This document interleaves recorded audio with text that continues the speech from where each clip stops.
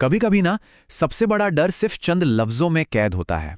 आज हम इंटरनेट पर फैली एक 4 लाइन की कहानी को उठाएंगे और ये समझने की कोशिश करेंगे कि आखिर ये इतने कमाल के तरीके से डर पैदा कैसे करती है।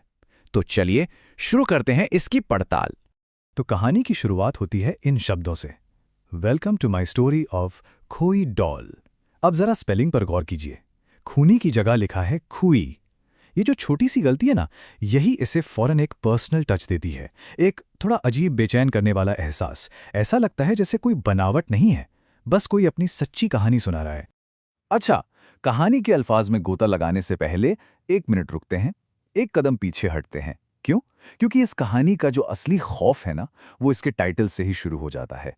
ये सिर्फ एक नाम नहीं है, समझिए कि ये देखने वालों से किया गया एक बड़ा सोची समझी रणनीति वाला वादा है। तो ये रहा वो पूरा का पूरा टाइटल जैसा हमें मिला। पहली नज़र में शायद लगे कि ये बस कुछ शब्द हैं, एक जंजाल सा, लेकिन नहीं, ये सिर्फ शब्द नहीं हैं। ये एक पूरा पैकेज है, एक ऐसा पैकेज जो देखने वाले को एक खास तरह के एक्सपीरियंस के लिए तैयार करता है। चलिए इसके हर हिस्से को जरा चीर-फाड़ करके देखते हैं। देखिए, इस टाइटल का हर लफ्ज एक साइकोलॉजिकल ट्रिगर है। चकी डॉल बोलते ही दिमाग में एक जाना पहचाना खौफ दौड़ जाता है। हॉरर स्टोरी इन हिंदी, ये इसे अपना सा बना देता है, भरोसेमंद। खूनी मंडे, ये तो एक आदत बना रहा है, जैसे हर हफ्ते डर का एक अपॉइंटमेंट हो। और वो आग वाले इमोजी, अरे वो तो बिना कुछ कहे ही चिल्ला रहे हैं कि बॉस यहाँ इंटेंसिटी और सनसनी मिलने वाली है। मतलब क्या कमाल की मार्केटिंग है। तो ये सब चीज़ें जब एक साथ आती हैं तो हमें क्या पता चलता है? मतलब ये टाइटल आखिर अपने ऑडियंस से वादा क्या कर रहा है?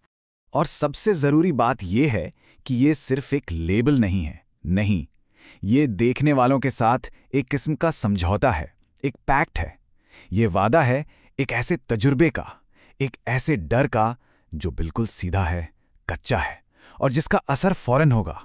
ठीक है, टाइटल को हमने समझ लिया। अब आते हैं कहानी की पहली लाइन पर, और यहीं से कहानी सुनाने की एक बहुत ही क्लासिक टेक्निक का इस्तेमाल शुरू होता है। It was just an average night। एक बार फिर स्पेलिंग देखिए, एवरेज की जगह आरविज।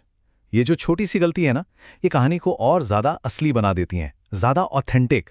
ऐसा फील होता है जैसे ये कोई लिखी हुई स्क्रिप्ट नहीं, बल्कि कोई अपनी आप बीती सुना रहा है। लेकिन एक सेकंड, ये लाइन कुछ सुनी सुनी सी लगती है ना? क्यों? आखिर हमने ये लाइन हजारों डरावनी कहानियों और फिल्मों में सुनी है। इसकी एक बहुत खास वजह है। इसका जवाब कहानी कहने की कला में ही छुपा है। ये लाइन क्या करती है? ये ऑडियंस को एक झूठी सुरक्षा के एहसास में सुला देती है। एक बिल्कुल नॉर्मल सी तस्वीर बनाती है कि भाई सब कुछ ठीक है, और यह जानबूझकर किया जाता है ताकि जब इस शांति को भंग किया जाए तो उसका जो शौक हो, उसका असर 100 गुना ज्यादा हो। इस टेक्निक का एक नाम भी है, इसे कहते हैं ललिंग इफेक्ट, यानी शांत करने वाला असर। और ये एक बहुत ही पावरफुल टूल है। एक आम सी रात का जिक्र करके कहानी लिखने वाला असल में उस शांति को तोड़ने के लिए पूरा स्टेज तैयार कर रहा होता है। चलिए अब कहानी के अगले हिस्से पर आते हैं। यहां हम किरदारों और उनके माहौल को देखेंगे, क्योंकि असली टेंशन यहीं से बननी शुरू होती है। तो देखिए इस सीन में क्या है। एक तरफ हैं 2 बच्चे जो अपनी ही दुनिया में मगन हैं, बिस्तर पर बैठे हंस रहे हैं, मतलब मासूमियत और बेफिक्री की एक परफेक्ट तस्वीर। और दूसरी तरफ उनकी गार्डियन, उनकी माँ, जो टीवी देखने में बिजी हैं। हो सकता है वो उसी कमरे में हो, पर उनका ध्यान कहीं और है। और यहीं पर लिखने वाले का कमाल दिखता है। सिर्फ कुछ शब्दों में एक जबरदस्त टेंशन वाला माहौल बना दिया गया है। पूरा सीन एक ही आइडिया के इर्द गिर्द घूमता है, बेखबर और असुरक्षित होना। बच्चे खुश हैं, उन्हें आने वाले खतरे का कोई अंदाजा नहीं है, और जो उनकी हिफाजत करने वाला है वो भी बेखबर है। तो अगर हम इस सीन के इमोशनल मैथ को देखें तो वो कुछ ऐसा दिखेगा। मासूमियत यानी इनोसेंस बहुत ज्यादा है, जागरूकता यानी अवेयरनेस बिल्कुल कम, और खतरा वो अभी तक सामने तो नहीं आया है, पर वो हवा में है, महसूस हो रहा है। और अब हम आते हैं इस पूरी पड़ताल के आखिरी और शायद सबसे जरूरी हिस्से पर। ये इस बारे में है कि कहानी में क्या नहीं कहा गया है, और यही खामोशी इस कहानी के डर की असली जड़ है। जरा इस टेबल पर नजर डालिए। ये अब तक की हमारी सारी बातचीत का निचोड़ है। हमारे पास एक नॉर्मल माहौल है, हंसते हुए बच्चे हैं, एक माँ है जिसका ध्यान कहीं और है, लेकिन एक चीज गायब है। गौर से देखिए, पूरे सीन में असल खूनी डॉल का तो जिक्र तक नहीं है। तो मतलब क्या हुआ? मतलब ये कि डर लिखे हुए शब्दों में है ही नहीं, डर है उस वादे में जो टाइटल ने किया था, और उस शांत से सीन में जो हमें दिखाया गया, डर उस खाली जगह में है जिसे हमारा अपना दिमाग भरने पर मजबूर हो जाता है। तो चलिए सारे टुकड़ों को एक साथ जोड़कर देखते हैं। वादा क्या था? एक खूनी डॉल का। मिला क्या? एक आम सी रात, 2 खुश बच्चे और एक टीवी देखती माँ।